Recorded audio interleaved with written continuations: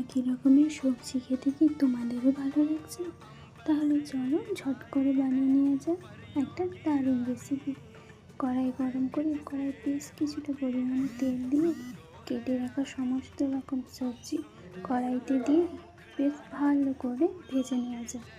এখানে আমি নিয়েছি আলু, বেগুন, উচ্ছে, সজনে ডাঁটা, গাজর। তোমরা চাইলে এখানে মিষ্টি কুমড়ো ব্যবহার করতে পারো। তারপরে নুন আর হলুদ দিয়ে সবজিগুলোকে বেশ ভালো করে লাল লাল করে ভেজে নিতে হবে।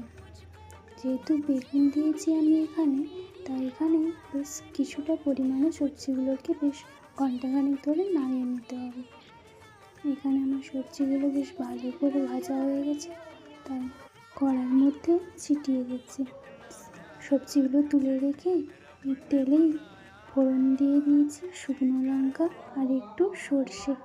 এরপরে কেটে রাখা পেঁয়াজ, টমেটো আর সিলে বাটা আদা দিয়ে মশলাটাকে বেশ সুন্দর করে কষিয়ে নিতে হবে।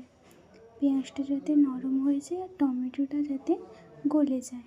এখানে পেঁয়াজটা বেশ কিছু কষিয়ে ওর মধ্যেই দিয়ে দিতে হবে হলুদ, লঙ্কা, ধনে এবং কাশ্মীরি লঙ্কা। তোমরা যদি ঝাল বেশি খেতে পছন্দ করো তাহলে এখানে তোমরা বেশি লঙ্কা গুঁড়ো দিতেই পারো, তাতে কিন্তু ক্ষতি নেই।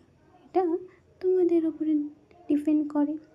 এখানে মশলাটা দিয়ে বেশ ভালো করে কষিয়ে জল দিয়ে মশলাটা থেকে তেল ছড়িয়ে এলে ভেজে রাখা ওই যে সবজিগুলো তোমরা এতে দিয়ে দেবে।